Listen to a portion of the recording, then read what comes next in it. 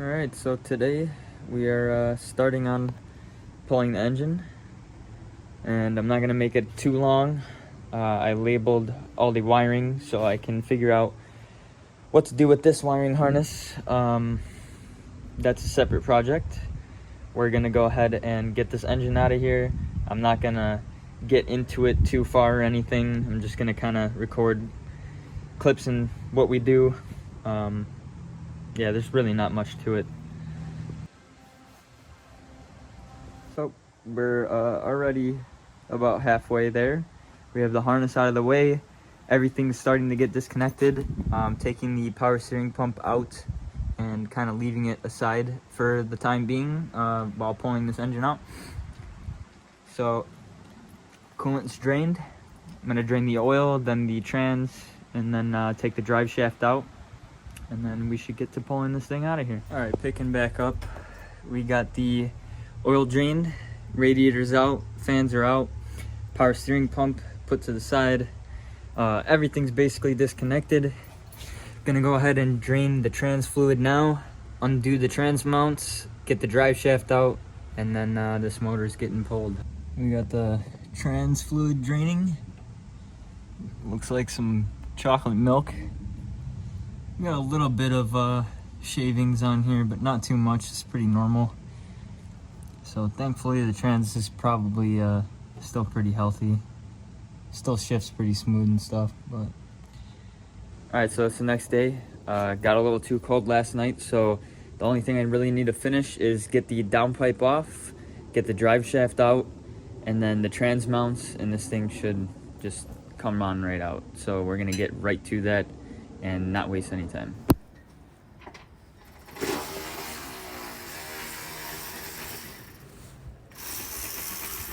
Got the trans brace out. The drive shaft should slip out when I start pulling the engine forward, and we just need to take the downpipe off. So I'm gonna get to that. So almost got the trans out here. Just need to snip these wires to the sensors on the trans because I have no plugs.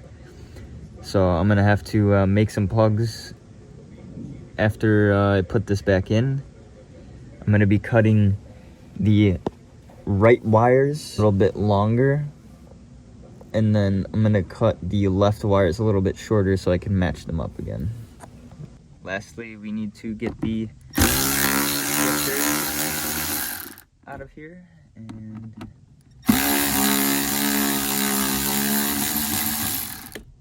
take the shifter off, and then we should be good. All right, we got everything undone. Shifter's out. We're gonna go ahead and pull this thing right now. All right, we're getting this thing out of here.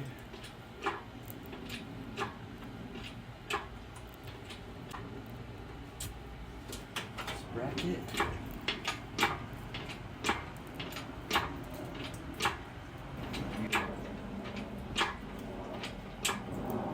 We just gotta get this oil pan right over.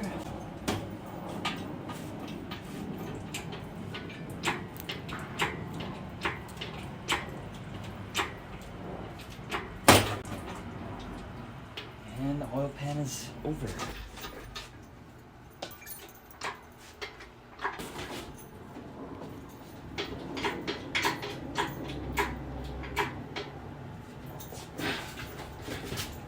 And that's how you take a KA out of a 240, boys.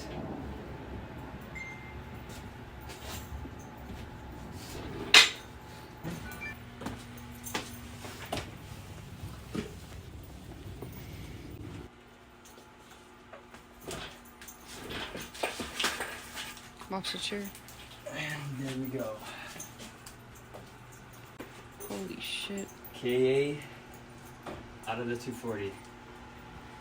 We're gonna get a little bit of a refresh on this. We're gonna do some gaskets. And if you come over here, there is some rust repair to be done on the driver's side. Just a little bit here, a little bit's done up over by the cross member, and then we got this radiator support back here that I need to replace.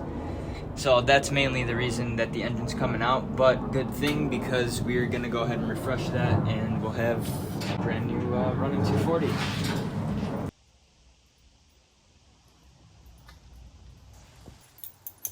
So it is another day and I bought some supplies to get this whole engine bay degreased from all of this 30-year crud. My motor mount's currently stuck on because I had the original engine in here and they have probably never been taken off. This one I had it cut off a while back and I'm gonna have to do the same with that. So I'm gonna get this clean, get that off, and then get the bay prepped for some paint and welding, and I gotta do the rust. So there's plenty of things to do here. And also I need to take the trans off, and then we need to get a new throwout bearing put in the trans. We need to do the rear main seal. We need to get the valve cover done, the oil pan, and other little miscellaneous things. And we should be moving along quite nicely. Gonna be doing the same thing I did to the Miata when we pulled the engine out. I went to the dollar store, got one of these oven cleaners. Apparently it cuts through things without having to really scrub, but I did had a scrub last time. I did also buy a cleaner with bleach in it.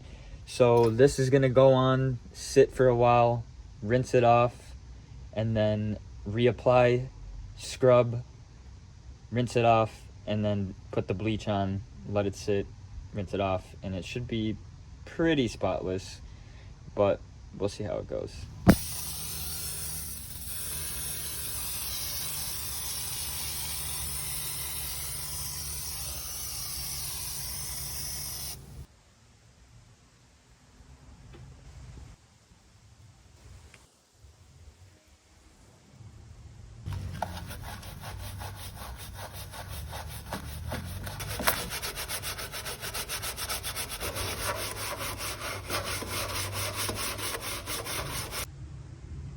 Now that's a whole lot cleaner than it was before. We're still gonna be taking out the subframe and cleaning it up separately, but it is pretty clean compared to what it was. There was a bunch of sludge buildup all around this, all up on top, so it has way less. And now the bay is looking pretty decent, but it'll look even better with a paint job.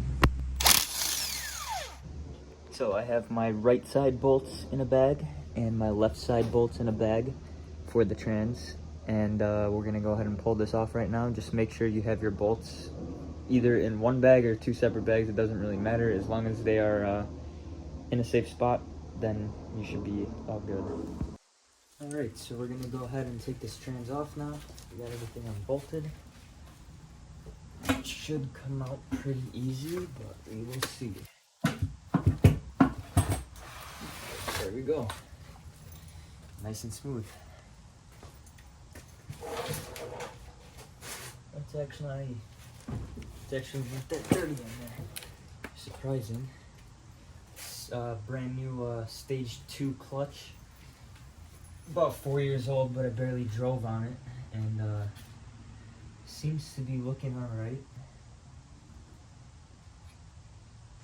Now we're gonna go ahead and take out the clutch assembly, pressure plate, clutch, and flywheel, so we can go ahead and put it on the stand. Pulled the clutch out.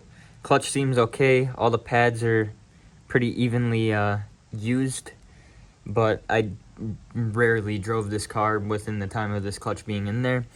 I did notice that there's chunks of metal in between all the pads, so that's one thing you don't want. And we have some hot spots on the pressure plate here, which probably isn't too bad, but I'm not gonna run this pressure plate again, nor the clutch and the flywheel as well, because the flywheel has some hot spots, which I had in here before I seen all this stuff. Figured it would be fine to run it again, but now I'm gonna upgrade. I have the ARP flywheel bolts, and then I have ARP pressure plate bolts as well, so I won't have to buy those, but I will be getting an entire clutch system, and we need to replace the rear main back here. Not to mention, this would be really bad to run again because we don't want this to explode in the trans or have something explode in the trans because this is so very damaged. You probably could get this resurfaced, but in my opinion, this is like way too far gone. I've used it already and it's already had stress cracks, so I kind of expected this to happen. I knew I wasn't gonna drive the car way too much, so I just threw it in and didn't really care. But yeah, we're gonna get all that stuff replaced and we'll have some brand new stuff in here. But enough talking, we're gonna go ahead and just blast it off real quick.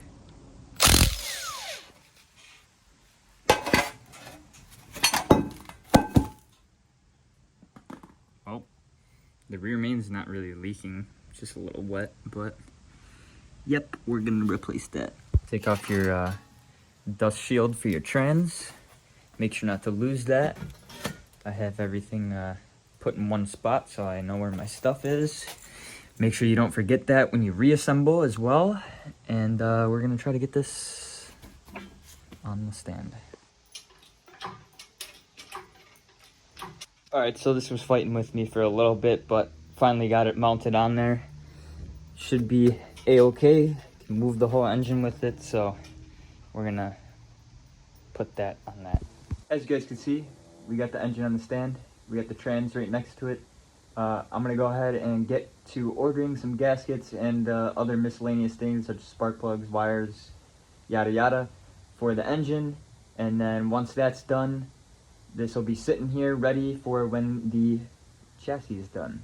So we have a little bit of things to do on our hands, but we will be continuing this video in the next episode. So make sure you guys leave a like, comment, and subscribe, and I'll see you guys next time.